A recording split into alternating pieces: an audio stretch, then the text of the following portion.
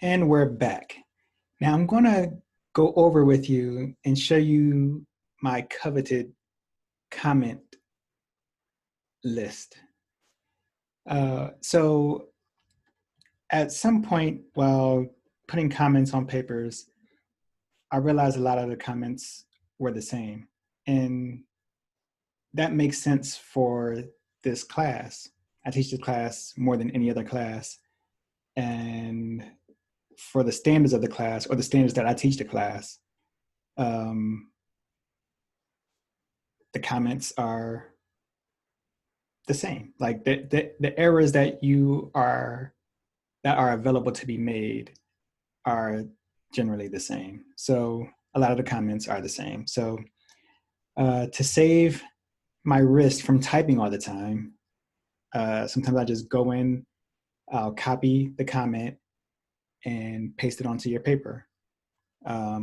If that comment, addresses the error that you made. And after that, I might type in something after that, and it saves my wrists. So that's why I do it. All right, so here it is. So I'm going to go over some of these, not all of these. All of these comments don't pertain to your class, so I'm going to go over some of them that do, and some of the most common comments that I leave on your papers. So right away, don't forget your header. Make sure you have your MLA header on your paper. Make sure your entire paper is the same font and size. Even your header. Double space everything. The whole paper should be double spaced. Nothing should be single spaced. Let's see. Center your title on the line just before your first paragraph. Don't forget your title. Don't skip lines. Go right to the next line. The only place where you might skip lines, well, it's not really skipping lines, but it's just going to the next page, is when you do your works cited page. Your works cited page starts on its own page. And then every paragraph, 1/2 inch or one press of the tab key. Don't do 5 spaces. It needs to be 1/2 inch. But if you press the tab key, it'll take it to 1/2 inch already for you. Start with an attention grabber. Cleverly engage your audience first. And don't be cliche. Nowhere in your papers should you have a cliche saying. Cliche is kind of like when we did the narrative, the why am I here narrative, or why I am here narrative. If you started your essay with the words or with the question, why am I here? That's going to have points taken off because it's cliche. Everybody wants to put that. So don't put what everybody's going to put. Stand out. Be clever. Experiment with your attention grabbers. Avoid referring to the paper within the paper. So nowhere in any of your papers should you be writing, in this paper, I will talk about blah, blah, blah, blah, blah, blah. Don't talk about the paper in the paper. And this comment comes right after that comment because I usually have to put these at the same time. Don't tell us what you're going to do, just do it. So a lot of times people would like to write, in this paper, I'm going to tell you about this, this, and that. Don't tell us you're going to tell us about this, this, and that. Just tell us about it. It's like, just mention your main points in your introduction. Don't tell us you're going to mention your main points. Just mention them. Let's see.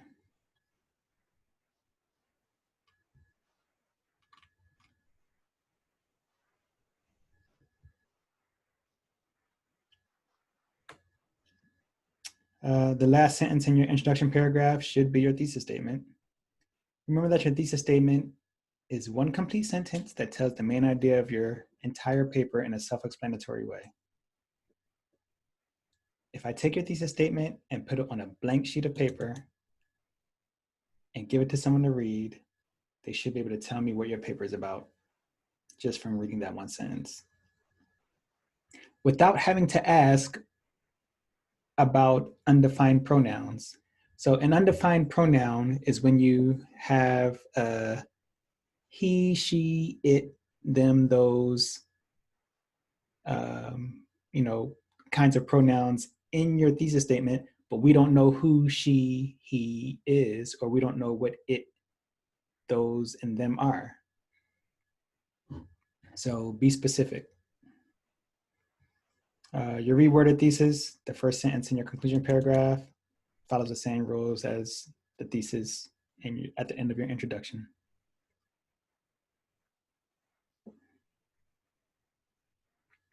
In this essay, your thesis should be an argument.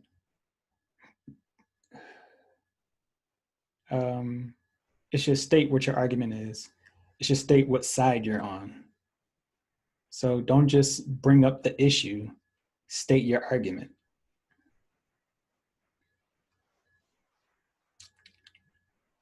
Avoid phrases that make your thesis or topic sentences dependent on previous information like another, however, or furthermore. You want thesis statements and topic sentences to be self-sufficient in telling main points. So, So you're not going to have these words in your thesis statements or your topic sentences. You don't want to have to refer to outside information, to information outside of your thesis statements and your topic sentences.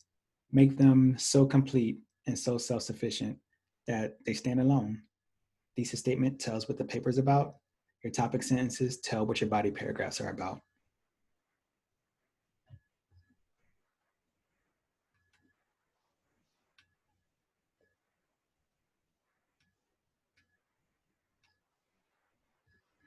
Remember that topic sentences refer to main points mentioned in your introduction paragraph.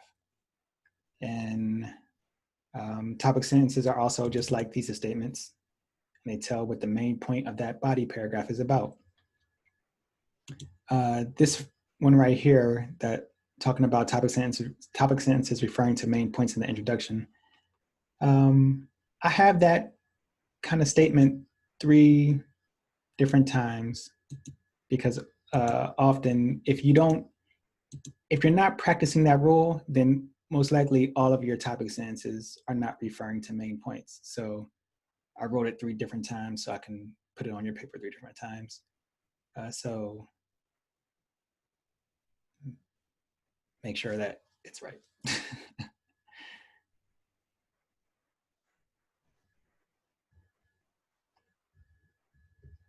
Here's one. Avoid using another person's words or thoughts in your topic sentences and thesis statements.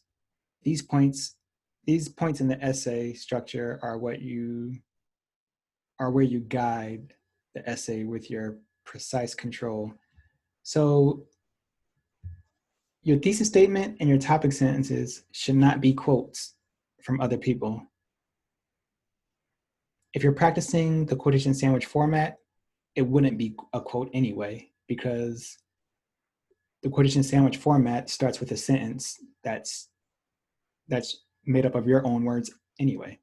So use the quotation sandwich format and don't begin or end a paragraph with someone else's words.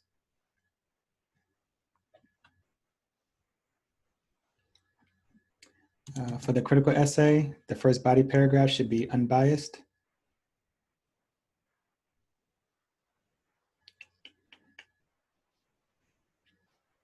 All right, so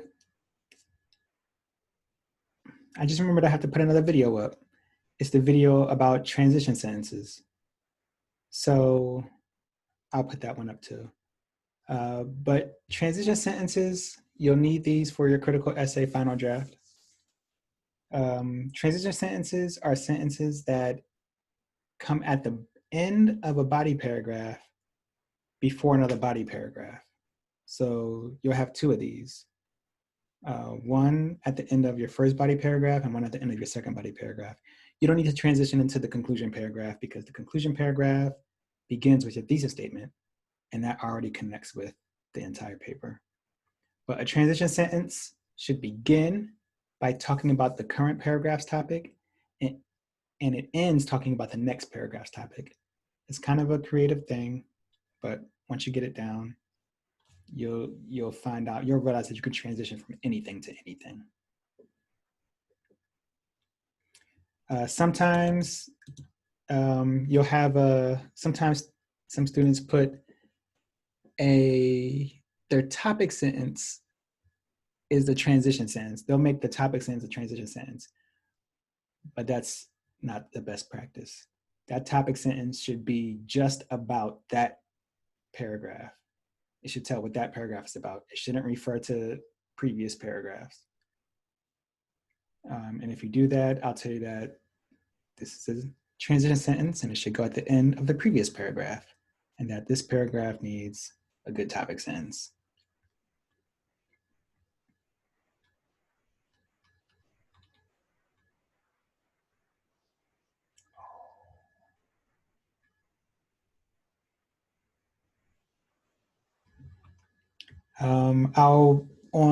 In Wednesdays and the midweek videos, I'll post a video about how to format titles, but not for today.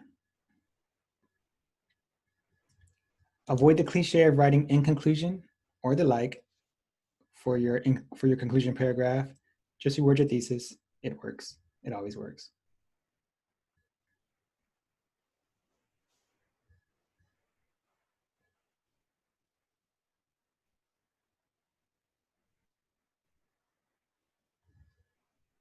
There's no such thing as a one sentence paragraph. Don't do it. Don't do it.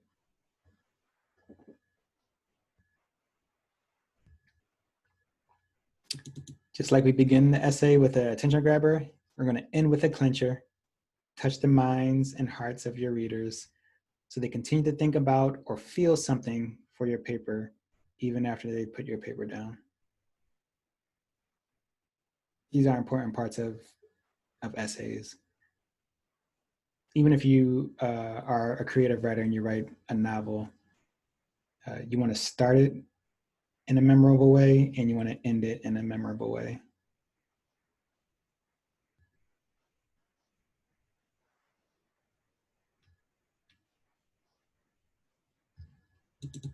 Don't forget that each quotation sandwich consists of a first bread, a meat, and a second bread.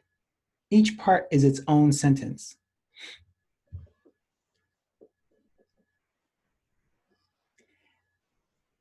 For your quotation sandwiches in your critical essay, each one is worth 6 points.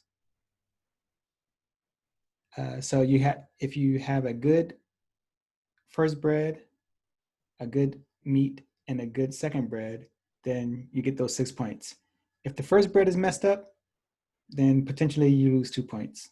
If the meat is messed up, then potentially you lose 2 points. If the second bread is messed up, then potentially you lose 2 points. So if you jack up your quotation sandwich, then that's 6 points already. That's already more than a half a grade.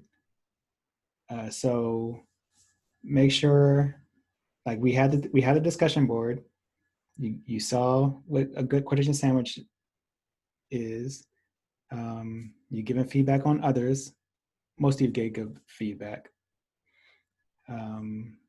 So you still have the video is still up in the announcements. You can always go and check it again. But make sure you have 3 separate parts to your quotation sandwich.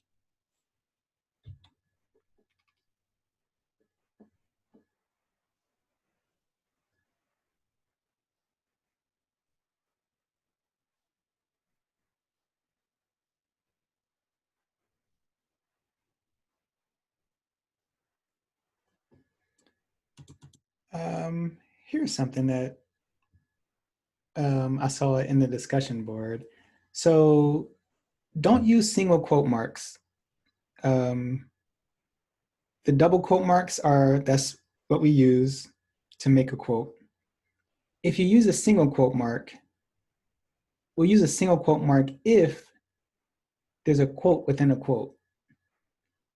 For example, if you're quoting something from an article, and within that article has something else that's in quotes, then you're going to put that something else that's in quotes in single quotes. The double quotes are for the main quote. If there's a quote inside of those double quotes, it's going to get single quotes.